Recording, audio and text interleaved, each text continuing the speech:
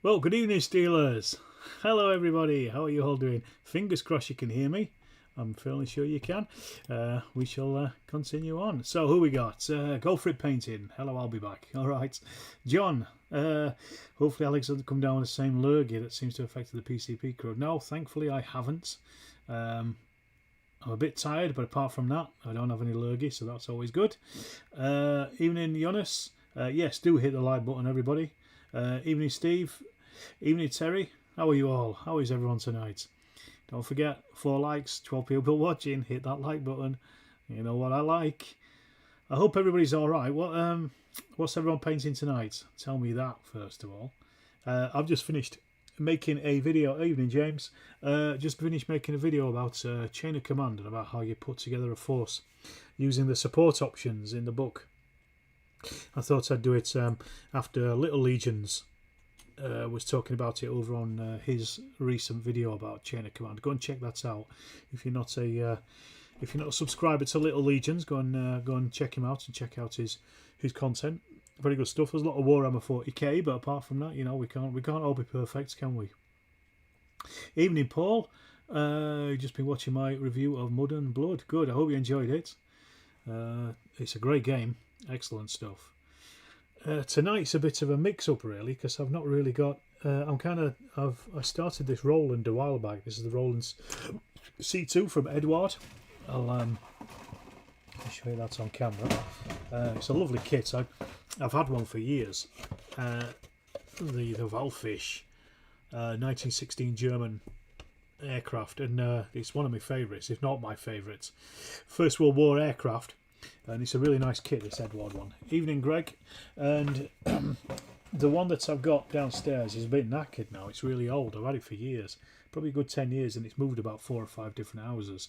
So I thought I'll buy a new one and I'll make a new one just as a nice little project.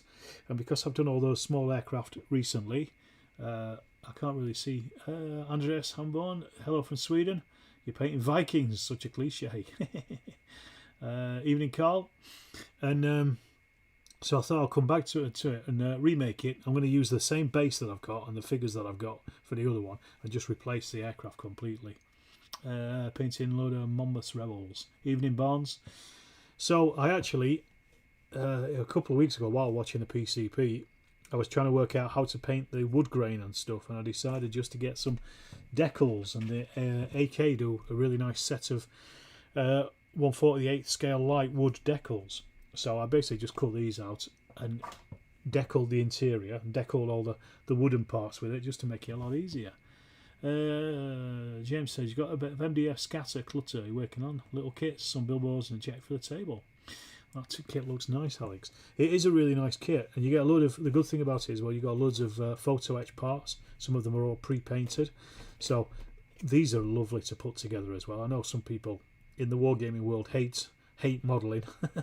I don't. I love it, and I think it's just a nice little break from painting tiny figures. Jonas says you're not painting tonight. You're sorting out the American part of the Warlord Games D-Day Collector's set, which I plan to give to a friend. Excellent. A friend with a set of wargaming figures is a friend indeed, I guess, isn't it? So I've kind of, at the moment, I've just got all the cockpit stuff separated up a little bit. AWOL Trooper, good afternoon from Colorado. Excited to be here. Your recent subscriber to the channel, excellent. I'm glad I hope you're enjoying the content, and thanks for being a subscriber as well. It's all appreciated. The main problem with this is the description of the paints. You can barely read it. Well, I seem to be able to now, but it's so small. You have to really lean in to see it. It's really difficult to see, and also it's in blue as well against a white background. It's quite difficult to see. But that's the main problem with this, I think. So what I'm going to do is I'm going to paint some bits and pieces here. I might put some bits and pieces together. On the desk as well, I've also got these Japanese Maru ships as well, these transports. I've got these for Bag the Hun. I think they're 1/6000th. They're from Navy models and books, and I got these through. I'm waiting for the Prince of Wales to come through because I want those for Malaya. But I've also got some Soviet big men as well, which I started. Now I'm heading over to Vienna tomorrow, so I'm not really going to be looking at getting much finished today.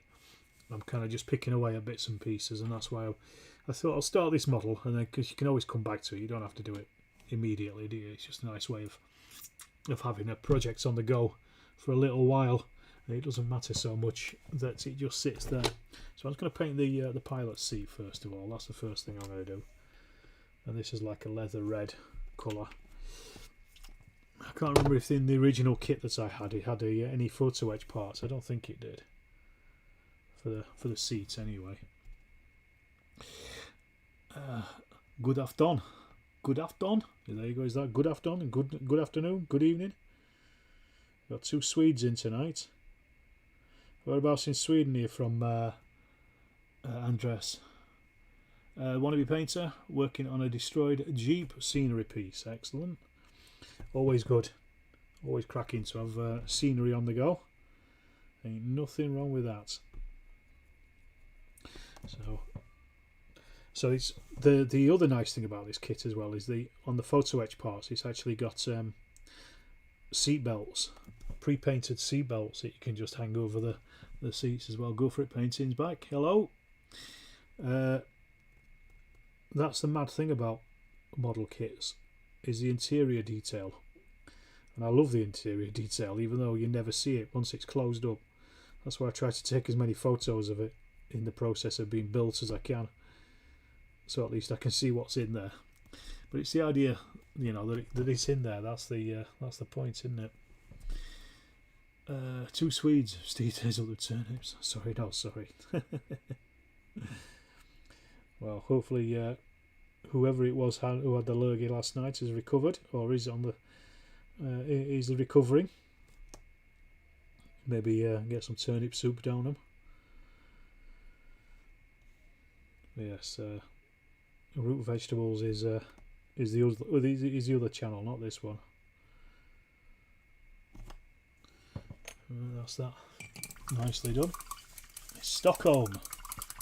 There you go. A place I've never been. My wife has been to Stockholm. I haven't. She said it was very nice. Very clean. Godkval. Am I saying that right? How's my Swedish pronunciation? Am I butchering the language? And I butcher English, so why not Swedish? Right, B11. I'm going to do some of the little bits and pieces here. Let's say whether I get. The problem is you kind of got to concentrate a bit with these, so it's kind of difficult to read chat and concentrate on the on making a model at the same time. So it would be a very uninteresting stream if I were just to ignore you. So I'm just going to do some little bits and pieces, and then we'll see where we go. How's that? So that's the joystick. Where's the top of it? It's C2. Is it C2? What's the other one? That's a B. It's good enough. Thank you. I don't think I'd last very long in Sweden, but I'm a big fan of Swedish death metal. Entombed, Dismember, Carnage, bands like that. Old school Swedish death metal. And that's the closest I've been to Sweden. Make sure I'm cutting the right thing out here. I might actually do the put the engine together as well, just while I'm doing bits and pieces, because they're quite easy things to do. Now even the joystick has got a photo etched part on it, so even that might be nice and detailed. How's the weather for everybody else at the moment? It's absolutely lashing it down here up in the north. It's not much fun. The cats aren't enjoying it anyway. Dismember of the Iron Maiden of death metal. I would have said Cannibal Corpse with the Iron Maiden of death metal. Why'd you say that, wannabe painter? First album's a killer, Like an Ever Flowing Stream. I saw him in Bradford. They played in Bradford in about 1991. Great stuff. Massive killing capacity. Best record of the 90s. Hit the like button. Yes, indeed. Hit that like button. I've just got to cut out this central part here, and then I can stick the joystick together. Still bloody hot down south. Well, according to my wife, Vienna tomorrow is going to be 32 degrees. So I'm going from tipping down weather, tipping down rain, to boiling hot, and I've just lost the joystick. Brilliant. Now, where did anybody see where that went? There it is.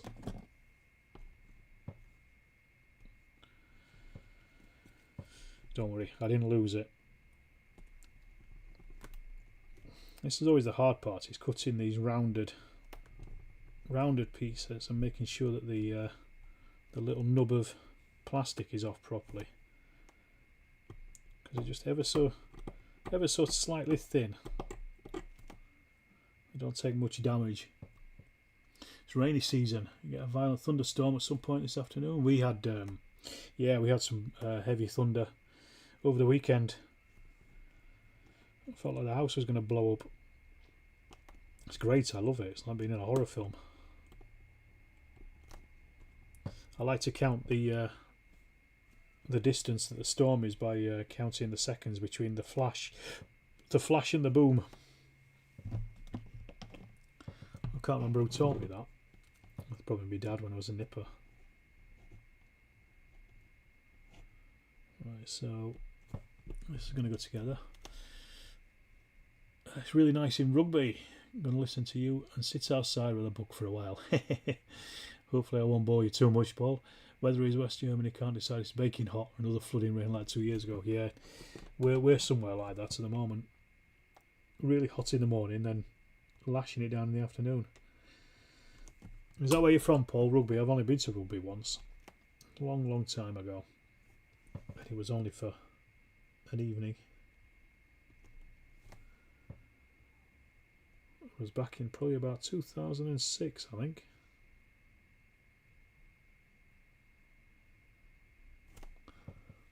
One nautical mile per 5 seconds. Yeah, okay.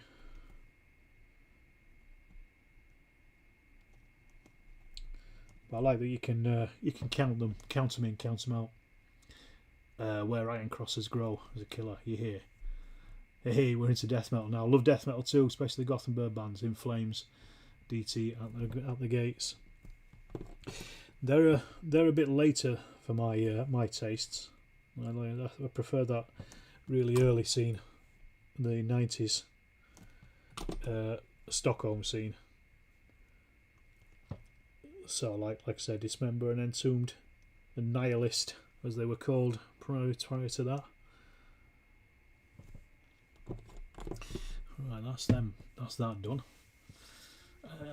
Wet and all day on and off in Derby. I haven't freshened it up at all though. Yeah, well, it's good for the way. It's good for the garden, as they say.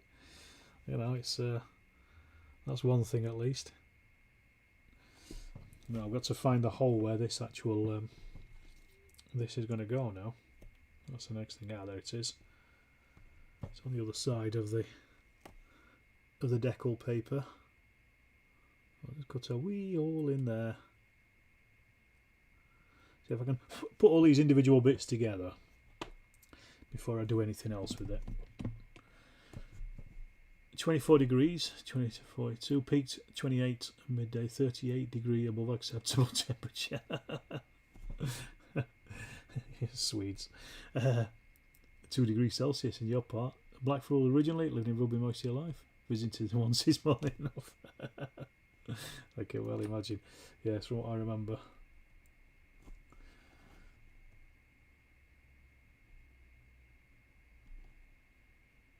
I went down there for a girl, so that can probably tell you why I've only been once. I didn't go back. 32 degree in Miami again.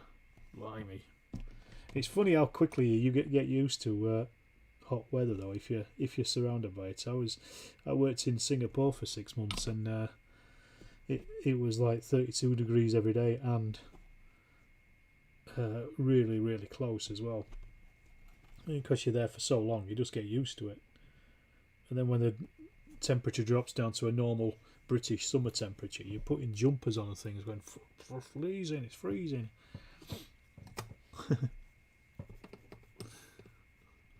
Right, that's those bits done.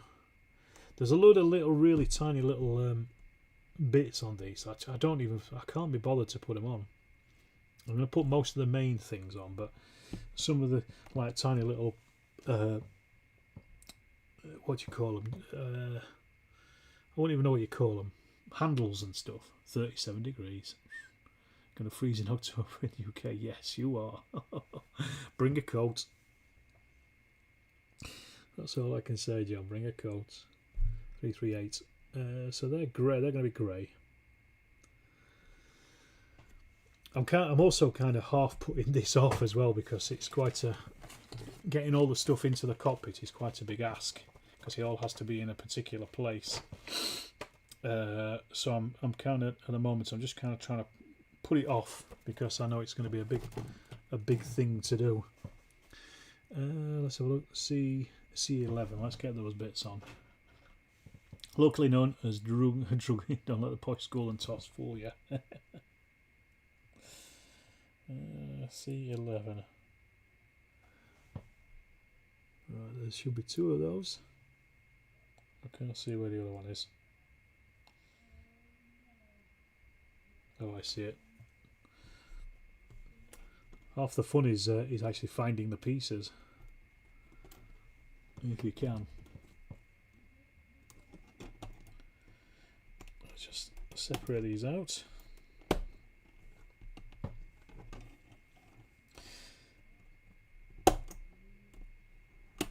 Yeah, I love the Rolands, these aircraft. Then they're just such lovely looking things. They look like sharks. That's what I like about them. A really nice aerodynamic shape to them. Similar in a way to the later Albatross. They're lovely planes as well.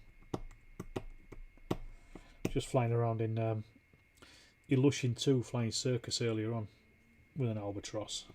Great aircraft. Handles like a brick. But takes a huge amount of punishment.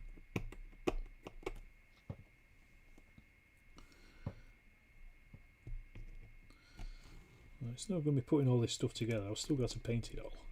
But the good thing about this is once all these little intricate bits are done, like the engine and all that stuff, it's just a case of sealing it all up inside the thing, and then it's even easier because it's only just adding wings. And the good thing about the Roland is, even though it's a biplane, the top wings are fixed to the fuselage, so you don't have to mess about with struts and stuff.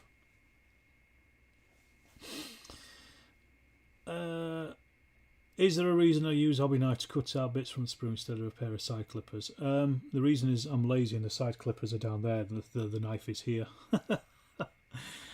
Other than that, no. This one I wanted to be slightly delicate with it. That's why I use a knife, because these are really thin, tiny pieces. Some of the other stuff I've just clipped them off, but these ones I wanted to be a little bit more, slightly more delicate with it. But no, there isn't a reason. I say literally the clippers are down there. I just couldn't be bothered to get them. John says your pet hate with building stuff, instructions that show the sprue and number and everything, but an earlier version of the sprue. I think you swearing as you try and find a part you're looking for. Yes. Yeah, the shout of the modeler. You can hear it for miles. So things like these 2 tiny little bars, never going to see them once they're in place. Once they're in place and painted, But you know, I will know that they are there, and that's the thing. It's not about whether they've been done or not. It's whether I will know. Good enough for me. As usual, hello and goodbye as I continue my workday. Hello and goodbye. Todd, good to have you pop in for a second. You can at least hit the like button before you disappear, like the rest of you who are watching.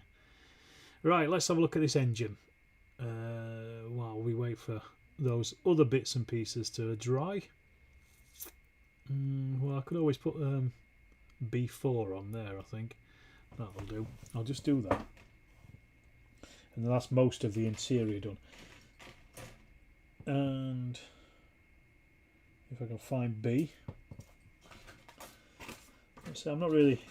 Tonight I'm not looking to get anything particularly finished. It's just going to be a case of just doing what I can do where I can and where I can be bothered, basically. B4. I've got my 4 here. Well, I've got B. 10, 15, 4. There we are. Interesting. That's got some nice detail on it. And look, I'm going to use the sprues. I'm going to use sprue clippers. There you go. Clip. Clip. Not boring at all. You know, the PCP boys have really pulled me out of the painting funk I was in last year. Oh, good. I'm glad to hear it, Paul. You're a very good painter, so I'm glad to have you back on the wagon, so to speak. Good for you. It happens though, doesn't it? I've been in a little bit of a funk, just because I finished those big projects of the aircraft. So I'm kind of like, what do I do now? That's why I do models, because they're literally just to be done for no other reason apart from the pleasure of making it. And it's not going to go towards any project. It's not going to go to anything. It'll just sit in the display cabinet downstairs, and that's it. Done. So look, find it weird to assemble bits that won't ever be seen. Yeah, well, you know, it's a model. It's not a wargaming thing. I'd probably ignore him if it was for wargaming. Completely different topic. Has anyone heard something new of the new U-boat gone missing in the Atlantic? Only that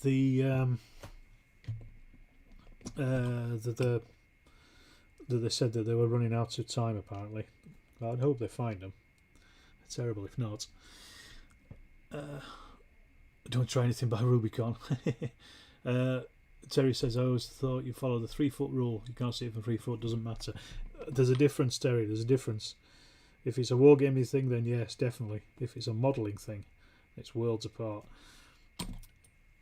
The point is the making of the things, and also I will know that they're in there. That's the other thing as well. But yeah, if it's a wargaming model, like I generally don't paint interiors and stuff like that. I'll usually paint like the figures, the crews and stuff. I'll paint them fully, but beyond that, I don't bother. And I think that's how that goes. It seems to, anyway. It seems to be stuck on the back of the instrument panel. I don't know which way around it goes. I'm sure it's got to go that way, because it's got these couple of little doors on it that like can be seen. So I'm going to I'll paint these when they're properly dry. I might do them in the morning before I leave tomorrow. Let's have a look. It's painting tanks. So I feel about painting tanks at the bottom. If it's not done, I'll know. Yeah, I don't really bother with tanks at the bottom, but then I put them on bases as well anyway, so you can't see them. Losing parts. Grey floor maybe wasn't your best choice for your hobby room. Yeah, I lost the pedals for this. I thought they'd gone, but I managed to get down on my hands and knees and got my torch out, and I did find them. US Coast Guard is a remote operated vehicle in the area which is now diving. Yeah, I think they are looking for them. I think the chance of rescuing town approximately none-ish. Well, we'll see. I mean, hope. We've got to have a hope, I guess. But it certainly caused a lot of news items. Right, so that's almost all of the bits and pieces done. I've just spotted one thing that needs to go on the pilot's side. It's a tiny little plug thing. A9. Let's see if we can find that. It might have been that thing that I clipped off earlier. Let's have a look. No, it's not that. Just keep that to one side in case it is something incredibly important. Got to find where A9 is. There it is. Very kind of me to say. Well, it's true. Wouldn't say it if it weren't true, Paul. We do some good stuff. Right.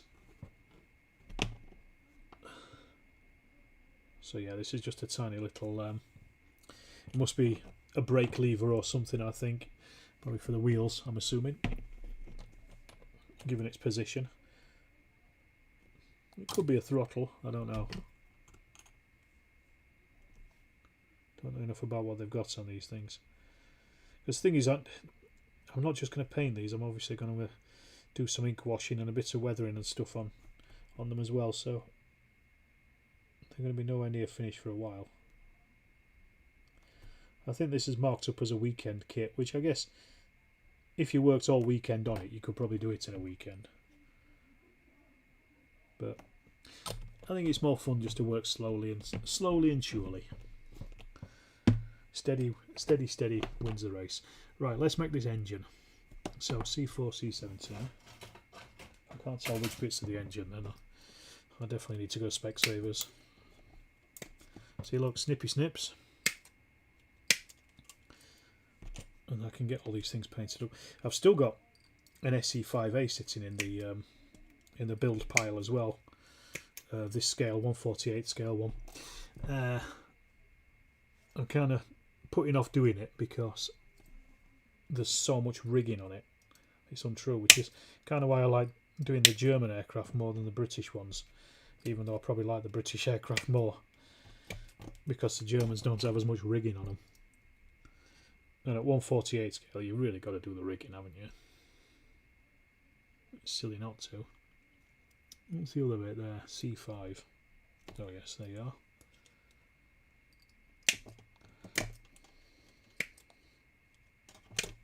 Oops, drop that. Right, let's get these cleaned up.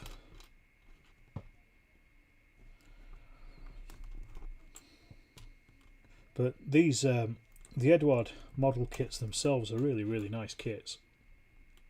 There's so much detail on them, even without the photo etch stuff.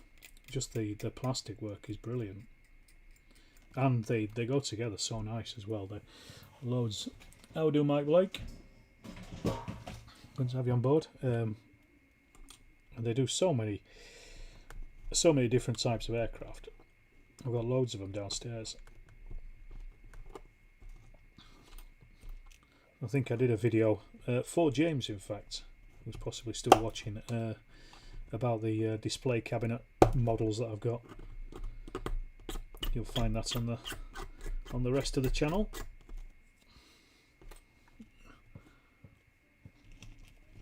On the subject of British planes and rigging, are you going to get Gladiators next for Bag the Hun? I did think about them actually, because Jim did them for. He's done the STLs, and I thought about it, but then I looked into it, and for the Battle of Britain, they hardly used them. They were part of the RAF's arsenal, but they weren't. There wasn't that many, so I decided not to do it for the Battle of Britain project.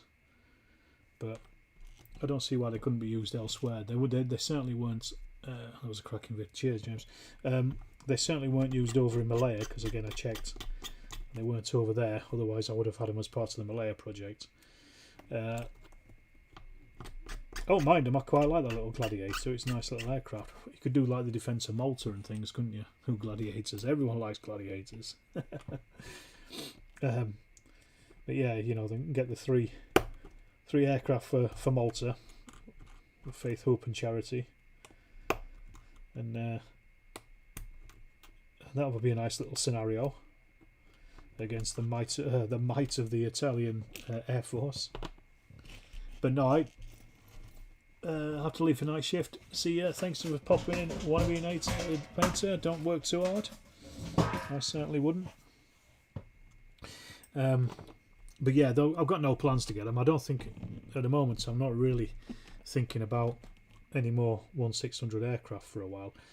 But I was thinking, we were talking about it at the club when we were playing the Battle of Britain game the other week, and I did think if I'm going to do it, I think the next thing I'll probably do would be the daylight raids by the USAF, 1944 stuff, 43 onwards.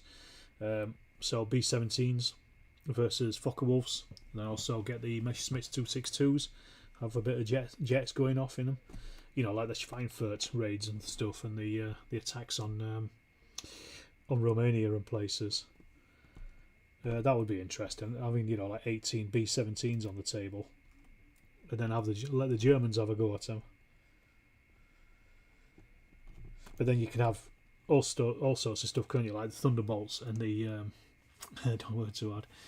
You could have all sorts like the Thunderbolts and the Mustangs, the sport aircraft. You know, all that stuff. I think that might be interesting. But as I say, at the moment, I'm not really thinking about any more 1/600 for the moment. It's not to say I won't go back to it, because they're nice and easy to paint as well, to be honest. You just have to literally, I just did mine in block colours, give them an ink wash and then a dry brush, and they're done. Bada bing, bada boom.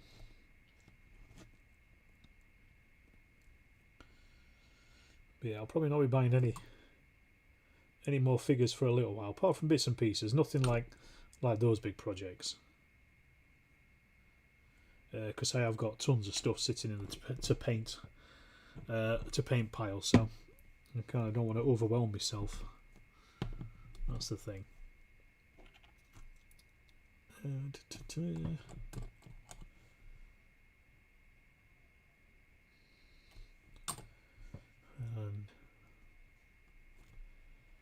little bits on there.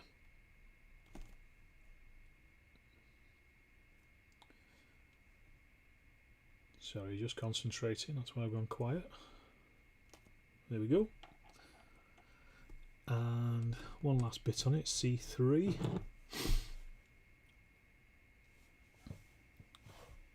So look at C.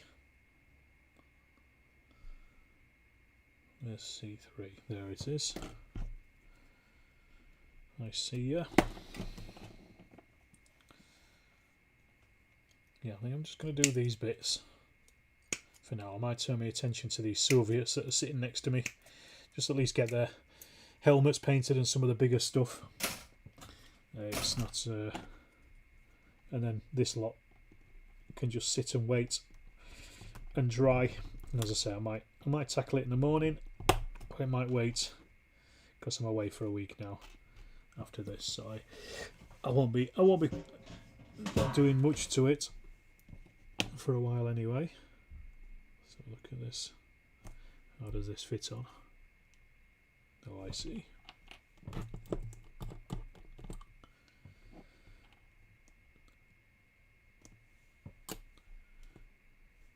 Yeah, if I can get most of the major big parts built, put together, I can probably hit it all at once and paint it all at once. And then it's just assembly. And as I say, once you've done all the interior parts on this kit in particular, it's quite a simple kit. Stacking limits. How do, Andrew? I am excited for it, Andrew. Yeah, it's going to be good. Unfortunately, my wife's flat is pretty much empty at this point because she's sold all the furniture, so it's going to be a bit of an empty place. But we are staying in a hotel on the last night, so that's a bit different. Didn't expect to buy any more figures for at least a year, but Friday I bought some 20mm AB British Airborne. Got a huge order from Arnhem, Empress Arnhem Kickstarter coming too. Why are you doing 20 and 28mm of the same thing? Therein lies madness. You should do it all in 15mm. Let's have a look. Then it's more 4-minute dinner, 4 different lots on eBay of Empress Vietnam figures. Couldn't contain yourself. Oh, Wargamers, eh? What do we like? Let me just shift these all out of the way. Yeah, I've got to do a little bit of painting on some of these just to repair bits and pieces where some of the glue is smeared and stuff, and also just finish off bits and pieces on them as well. So I'll get these out of the way. Excuse me, there we go. Free up a bit of space. Let's have a look at these Soviets over here now. Move that out of the way as well so I can see what I'm doing. I can all see what we're doing. Right, need my Russian green. In amongst all the billions of greens that I've got. Black green, extra dark green, Luftwaffe camo green, yellow olive. Ah, there we go. Russian green. AB makes some wonderful stuff. They certainly do. I love their 18mm Napoleonics. 15mm as well, you say. Absolutely. You got the Commandos for an interesting platoon option for our group. Excellent. Yeah, they do 20mm, don't they, AB? The classic World War II scale. But yeah, I've got their 18mm Napoleonics and they're lovely. Absolutely lovely. In fact, I've got quite a few of the Fizzers Men of Metal Napoleonics kicking about. I've got the Scottish ones that he did. I was going to do a review of them, I just never got around to it. But they're quite nice as well, and they're 18mm, so they fit very nicely with the AB stuff. But yeah, if you're doing 15mm as well, you may as well do 6mm, haven't you, really, and 10 and 12. You know, cover all your bases. You know, be a completist. That's what I reckon.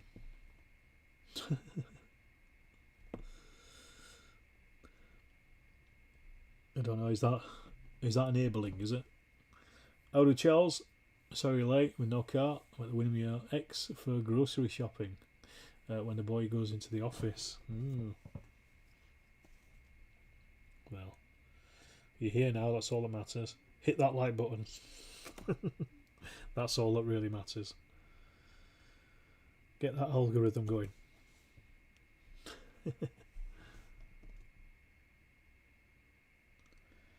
So yeah, I'm not sure if I'm going to do much else on these tonight. I keep saying that, and then I'll find something else to do on them. I might paint their boots and I might paint their bases.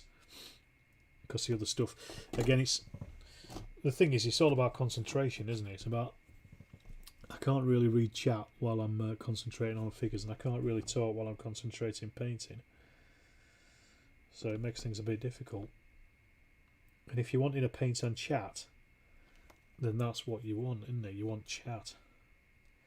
But yeah, if I do the basic stuff like the bases, then I've just got a couple of details on them. I can get these finished off in the morning, and then I can get them ink washed, and then they'll be ready for when I get back. And I can just take half an hour or so at some point and just finish them off. But these are the I'm doing these are the big men, so I'm doing these on pennies rather than on 15mm diameter bases, because I find that pennies actually swallow up a 15mm figure because they're 19mm. Well, these British pennies are anyway, 19mm diameter, so they're just slightly too big for the rank and file. But I think they're perfect for big men and for leaders. You think 15 is the only one I don't do? 6mm Cruel Seas, 10mm World War 1, 20mm for World War 2, 28 for one less gas. Gaslands is 20mm. 172nd, I think, or 176th. But yeah, it's 20mm pretty much, because it's based on well, it's whatever scale you want to do it as. But if you're using the cars that they recommend, i.e. the Hot Wheels and Patchbox cars, then it's yeah, it's 20mm.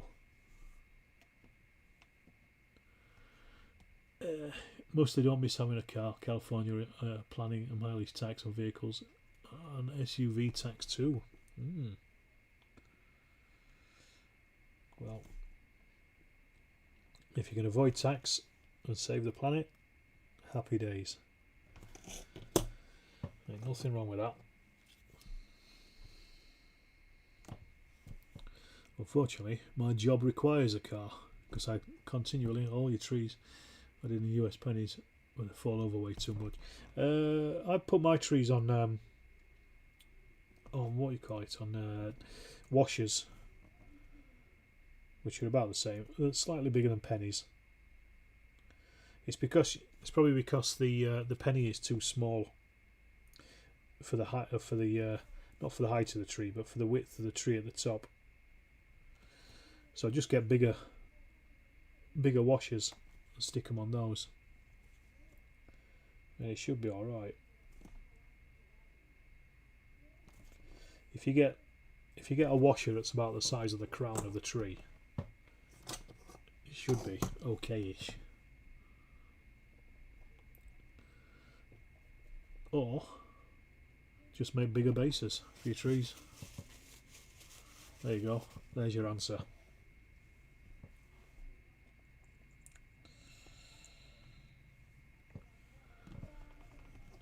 Oof. I'm feeling it tonight. Somebody was letting off fireworks as well this weekend. All weekend. During the night and in the daytime as well. It must have been a wedding or something. I just thought it was never going to end. These are the Battlefront figures. These are they're plastic ones. Well, resin, I guess. It's not plastic exactly. It's that bendy stuff that everybody's using now because metal's so expensive. And they're quite nice. They take the paint very nicely anyway. Paul says, evening to you. 28mm Perry's ACW battles in a box for you. Excellent. I think you can use pennies for the blasted trees I need for World War. Yeah, exactly. Gonna change them after my current game gets finished. Yeah, good idea. It can be a pain in the bum having trees falling down left, right and centre during a game. But yeah, if you've just got tree stumps, I think you're going to be alright there, John. I just got Woodland Scenics armatures for my blasted trees for the First World War. Yes, Siocast. And I just mounted those on pennies, and I just gave them a pretty heavy greyish dry brush, a couple of dry brushes in grey, and that was enough.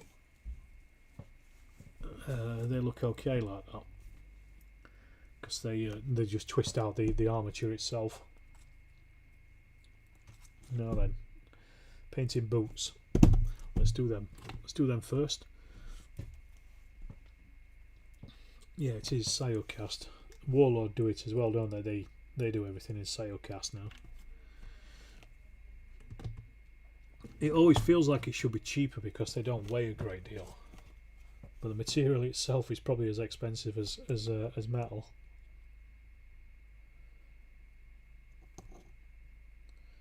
I think Paul from Early War Miniatures, he does a lot of his stuff now in resin with some metal bits, and he was talking about it, just how much of a difference the cost of metal has suddenly gone up in the last couple of years. It was on Yorkshire Gamers podcast when he was on there.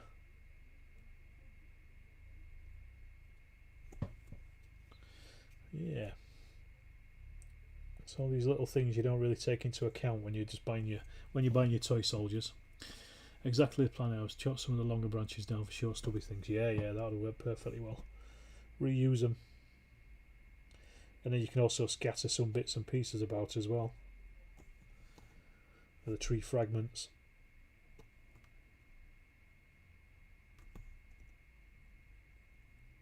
Because even if shell fire didn't bring the trees down themselves, it would certainly knock the leaves off.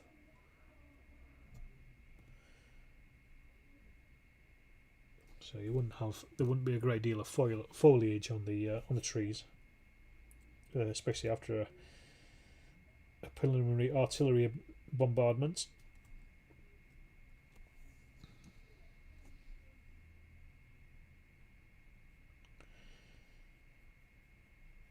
So I'm doing these. I'm going to do the boots now because I hate painting. Ultra fast. Yeah, there you go. That's the other stuff as well, isn't it? all these various names for things. But yeah, it always feels like you're getting ripped off because the figures don't weigh anything. But it's not about weight. You don't sell figures in weight. It still takes the same amount of time to cast them and to mould them and to make them in the first place, to sculpt them. And besides which, it's a hobby. Hobbies are meant to be expensive.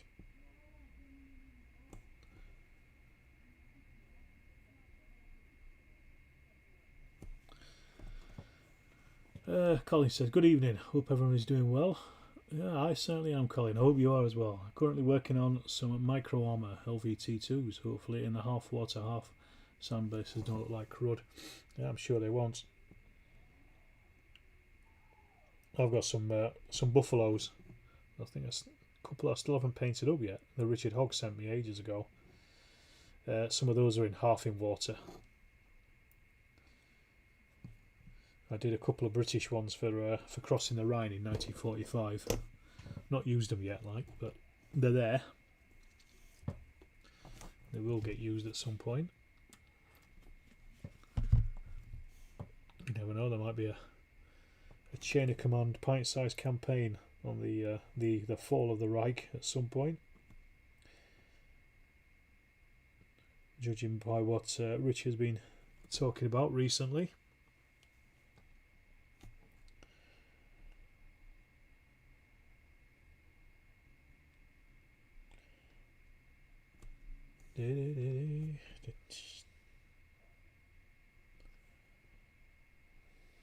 Right, someone's done.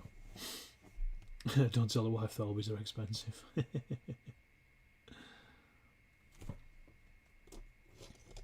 Yeah, I think they know, John. But they indulge us. Well, to be fair, all hobbies are expensive, really, aren't they? Because they are a luxury. It's not a necessity. I'm sure I'll get a load of people saying that their figures are a necessity now. I'm inclined to agree with you, but really, you don't really need them. But they're just nice to have, though, aren't they?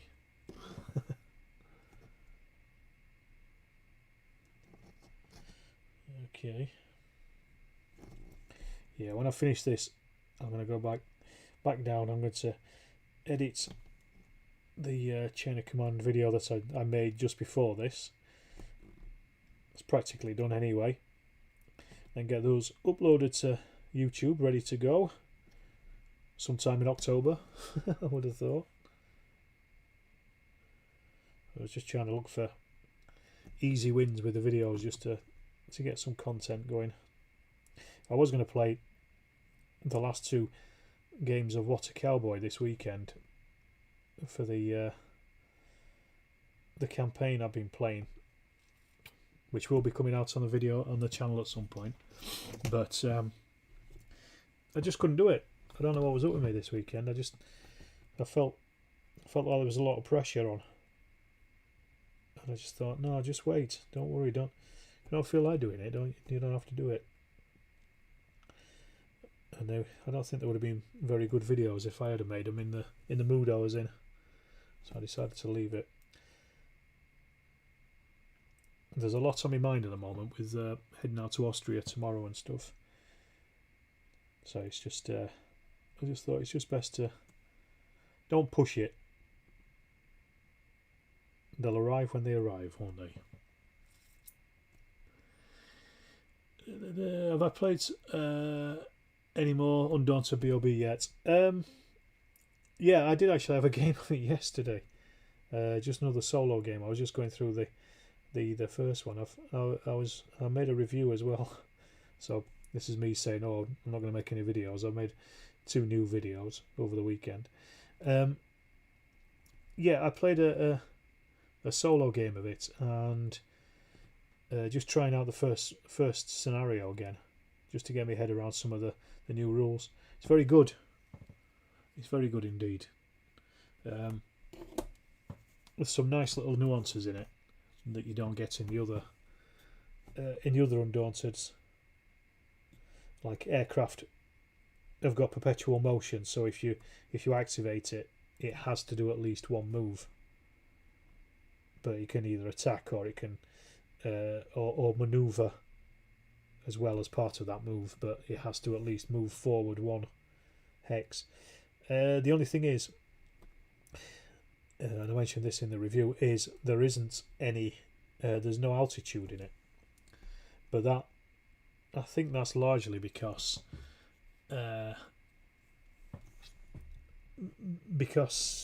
it would just be too much homework for the players to have to track it. Also, you'd have to include new tokens or other pieces to track the altitude. But you can make altitude rules very simply, just using a dice. It's not difficult, but that's the only thing. But again, it's an introductory war game, you know. It's a board game, war game. John says, I go with Henry Hyde. My wargaming hobby is a damn good way of keeping you reasonably sane. Absolutely, I agree with that. That's what it's all about. And keep you off the street, keep you sane. Can't beat it. So yeah, I think that's probably, if you're going to be very critical of it, I think that would be the only criticism, I think. Excuse me, is that there's no altitude in it, so everything is on the same level. But then that said, you draw 4 cards, you use one as your initiative, and then you activate up to 3 aircraft, or one aircraft up to 3 times, or 2 aircraft with those other cards.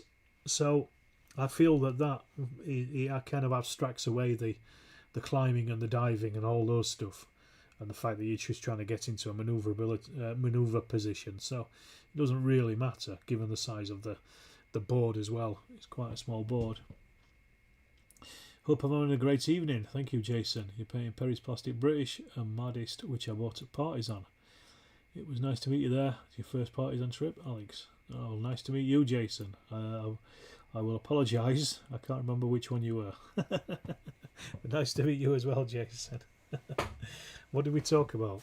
Remind me of that. But yes, so I think that probably would be the main criticism that you could level at it, is the lack of altitude. But as I say, all you have to do is you can add it, just have some dice. You can have an altitude between 1 and 6, and then when you fire at it, when you fire, you just add the difference in the altitude as well. Oh, that's the other thing I like as well in it, is in Normandy and in Stalingrad and in North Africa, no matter how far away they are, if your to hit score is 10 or above, it's still always a 10. Whereas in this, it's capped, so it stops at 10. If it's over 10, then you can't fire at them. So it's really reducing the level that you can fire at. So for example, like the base defense of an ME-109, for example, is, I think it's 5. I'm sure it's 5, just off the top of my head. So if you're more than 5 hexes away from it, you can't fire at it. So it's it reduces your you can't fire from one end of the board to the other, which is quite nice. So that makes a difference. And also you have clouds as well, which make it harder to hit. But yeah, the perpetual motion idea is good. But yeah, the altitude is, as I said, the one thing that's missing. And when I say missing, it's not really missing. We were just never there in the first place. Because I always I played Wings of Glory a lot, Wings of War before that, as was, and I don't think I ever used altitude in that at all. Because I always just thought, well, they're kind of especially First World War aircraft, they're going to be on about the same level anyway when they're attacking each other. I mean, I use it in Algae, but Wings of War, but then Wings of War Glory, for the simplicity of the game itself, the altitude rules were seemed a little bit too complex. There was like lots of nuance to it, so I just never really bothered using it. Now I'm sure somebody will probably come along and tell me that they were very simple, but I just couldn't be bothered with them. Too much faff, I think. Mike says, FYI, new Kickstarter starts about German Panzer camouflage. If anyone's interested, what do you mean? A book or a game or paint set or something? The Kickstarter I'm looking at, and it's not Kickstarter, Game Find, is the 1920 Scarface board game. This is about to launch tomorrow. I think I'm going to put in for that because I wanted it first time round. And apparently it's not going to be in shops this time round. So I'm going to put in for that. That's the only Kickstarter I'm going to put in. But I don't think they're releasing it till 2025. So a good 18-month lead in. But yeah, you can't get the original printing of it for love or money. Well, you could do if you want to spend 300 or 400 quid on it. I don't want to spend 300 or 400 quid on a board game. But it looks very good, and I like 1920s gangsters. I've always had a thing for them. In fact, one of the very first war games I ever wrote was a 1920s gangster war game about the Prohibition. Ah, a book. Okay. I'll have to take a look. I do have. I did get rid of a load of German camouflage books.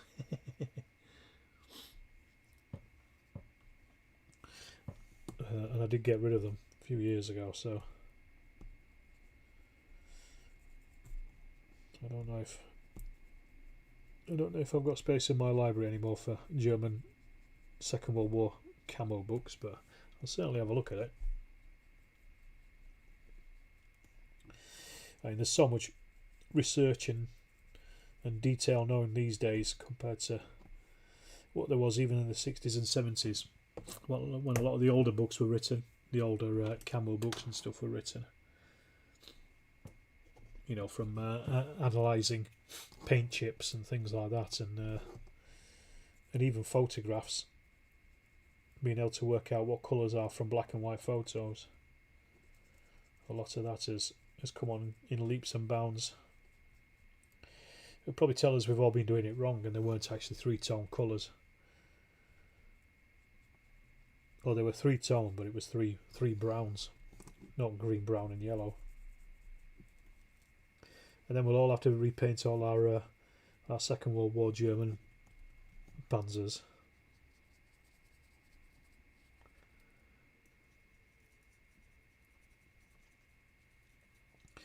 I've got quite a simple recipe for German three-tone camo. I use Middlestone, Vallejo's Middlestone as the base, and then for the brown, chocolate brown, Vallejo, and then for the green, reflective green, and then I'll just give it a dry brush with buff or dark sand, and that's it. Very simple.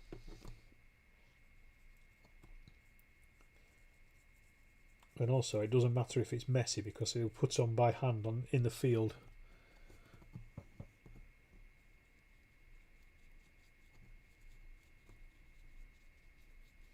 Right, so I'm just going to use this big brush to get the bigger parts in, then I'll go back in. And yeah, I'm just going to do the bases tonight, and that's going to be it. Like I say, I'm feeling very sleepy, very sleepy.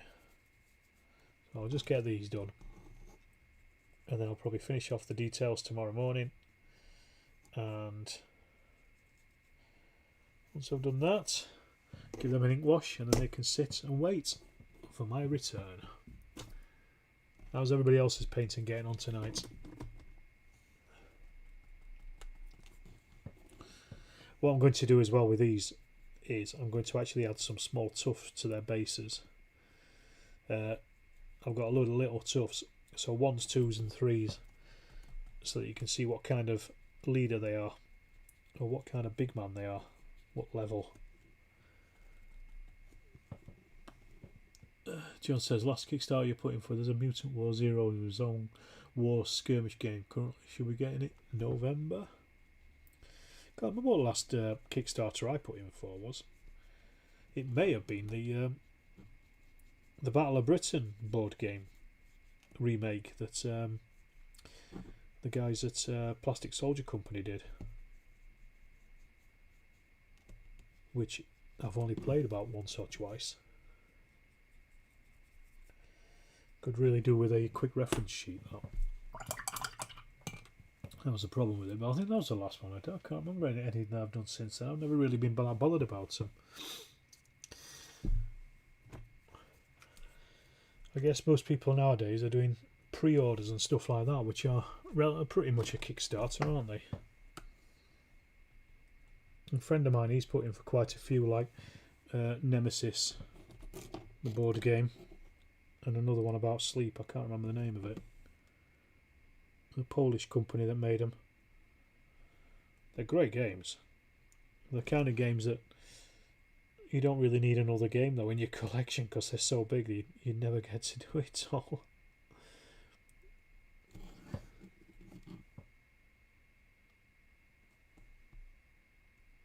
There we go. Just have to tidy up these boots. Paul says you got all the base coats done, and a Scythemen and the Pikemen. Good, good. What do you say they were, Paul? Epic or 28mm? What did you even say? I can't remember. It's been such a long time.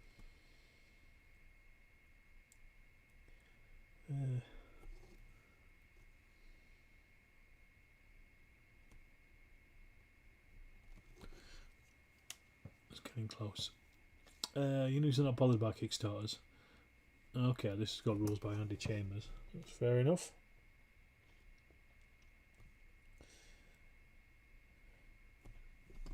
Yeah, I'm the same with the old Kickstarters. You do get some nice. Well, it depends on the project, doesn't it? But you do sometimes get some nice extras with them, which is never too bad. Actually, no. Actually, I think the last I can't remember if they did it as Kickstarter or not. Yeah, it was. Yeah, it was a Kickstarter because I got extra cards for it. It was for the Cold War, the Quartermaster General Cold War, which is a really good game actually. That was it, Plastic Soldier Company. But that was probably just before COVID, maybe a year or so before COVID. I think that was the last one that I got, because I enjoyed the First World War and Second World War versions of it so much. That's a good game.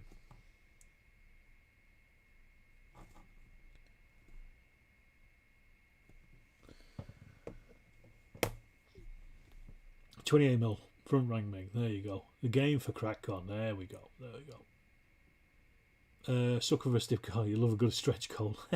Just hate the weights. Waiting for a League of Dungeoneers Kickstarter to arrive. Okay. Last Kickstarter was by Fire and Sword, 2nd edition, mid-17th century war game in and around Poland. 15mm should be with you before the end of the year. Excellent. Seem to have got all polyfiller on your lap and legs somehow.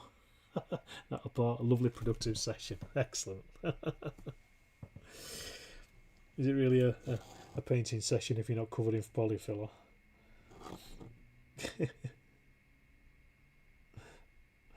Good stuff. As long as it was productive.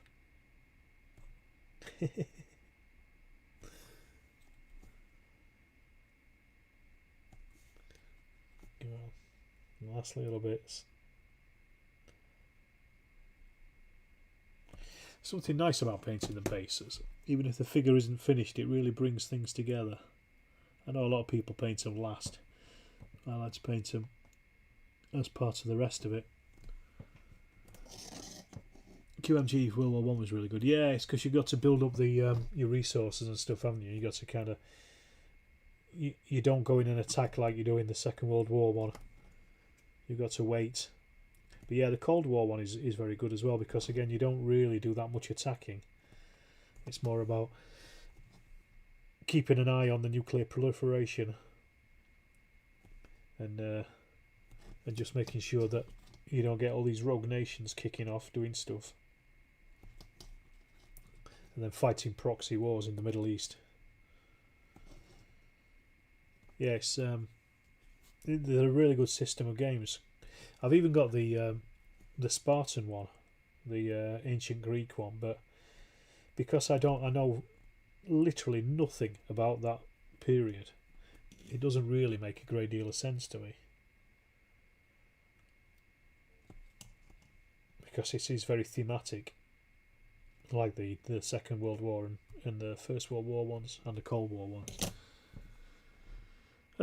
Which manufacturers come metallics do you use? Vallejo, because 99% of my paints are Vallejo, and the simple reason for that is because a long time ago I bought their big box of military paints, which had something like 180 paints in it, and all I've done is just resupplied myself with them as they've run out over the years. So it's not really brand loyalty, it's more laziness. Alright folks, I'm going to leave it at that for tonight. I've managed to get quite a bit done, a bit more than I thought I was going to do. Late to the party. Oh Andy, just about good evening to you, goodbye to you. I'm just about to leave. I'm done for the night. So I will say thanks everybody for watching as always. Hit that like button, hit the subscribe button if you haven't done, and I will see you, I don't know when, but soon, I hope, for the next painting chat. Have a good one.